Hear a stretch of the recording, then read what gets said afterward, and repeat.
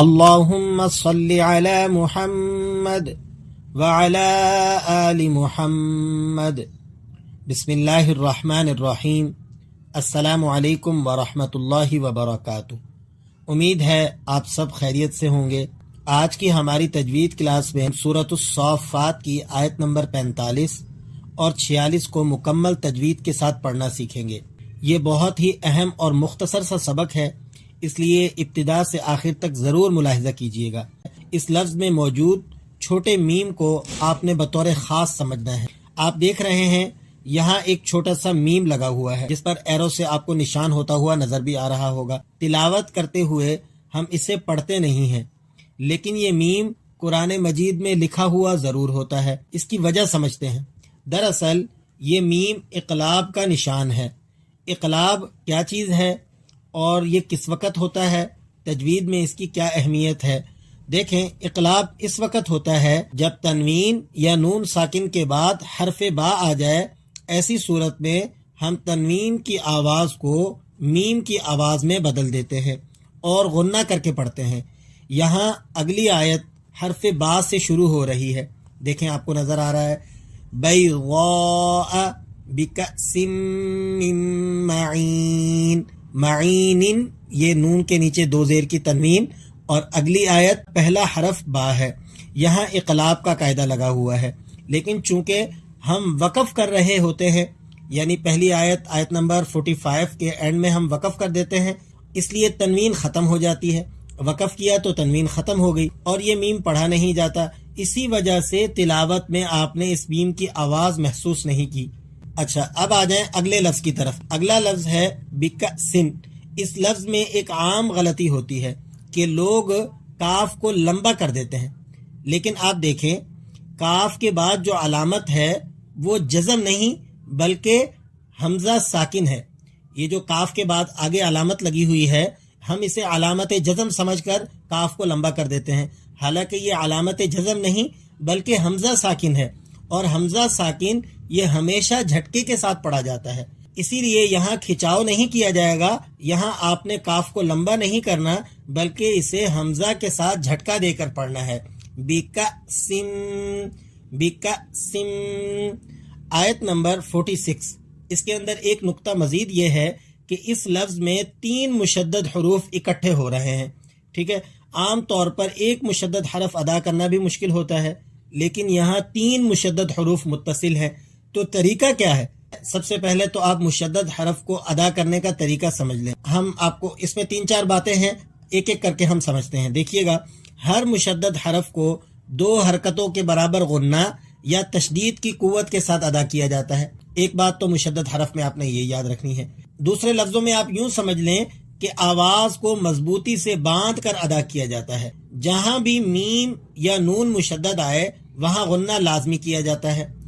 اگر مشدد حرف سے پہلے ساکن حرف ہو تو ساکن حرف کو چھوڑ دیتے ہیں اور براہ راست مشدد حرف سے جوڑ کر پڑھا جاتا ہے. یہی اصول ہم اس لفظ میں اپلائی کریں گے. یہ دونوں آیات تجوید کے کئی اہم قواعد اپنے اندر لیے ہوئے ہیں، اسی لیے آج کی کلاس بہت فائدہ مند رہے گی. اگر آپ کو یہ ویڈیو مفید لگے تو لائک اور سبسکرائب ضرور کیجئے، اور صدقہ جاریہ کی نیت سے اسے زیادہ سے زیادہ شیئر بھی کیجئے تاکہ آپ بھی اس نیکی میں حصے دار بن سکیں. چلیے اب اپنا سبق باقاعدہ شروع کرتے ہیں. اعوذ باللہ من الشیطان الرجیم. بسم اللہ الرحمن الرحیم. یطاف علیہم بکأس من معین. نون کے نیچے تنوین کسر ہے. اگر آپ یہاں وقف کر دیں گے تو تنوین سائلنٹ ہو جائے گی، اس کی آواز ختم ہو جائے گی. اب تنوین کے نیچے لگا ہوا یہ چھوٹا نون ادا نہیں کیا جائے گا. اور اگر آپ یہاں وقف نہیں کرتے ہیں بلکہ یہاں اگلی آیت سے اس کو جوڑ دیتے ہیں تو اس صورت میں اقلاب کا قاعدہ اپلائی ہوگا، اور آپ نے یہاں تنوین کو بھی ادا کرنا ہے اور اس کے ساتھ نون کی نہیں بلکہ میم کی آواز نکالنی ہے. اب دوبارہ سے سنیے گا.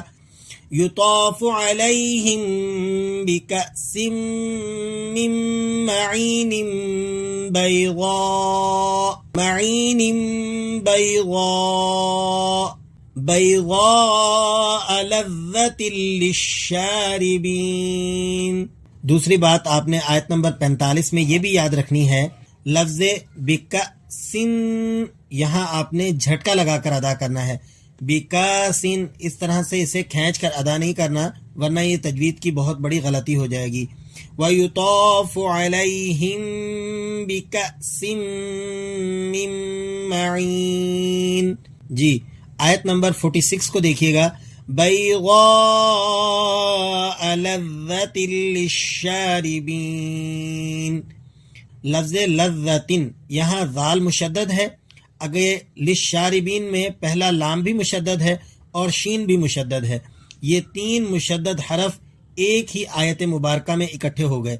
تو جیسا کہ میں نے آپ کو پیچھے بتایا تھا کہ اس میں آپ نے کن باتوں کا دھیان رکھنا ہے، مشدد حرف کو جب پڑھا جائے گا تو ایک بات یہ یاد رکھنی ہے کہ مشدد حرف 2 حرکتوں کے برابر زور سے پڑھا جاتا ہے، ٹھیک ہے۔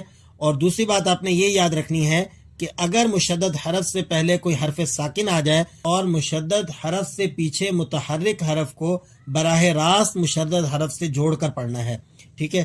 اب اس قانون کو اپنے ذہن میں رکھ کر اب اس آیت مبارکہ کو پڑھیے، بیضاء لذۃ للشاربین، بیضاء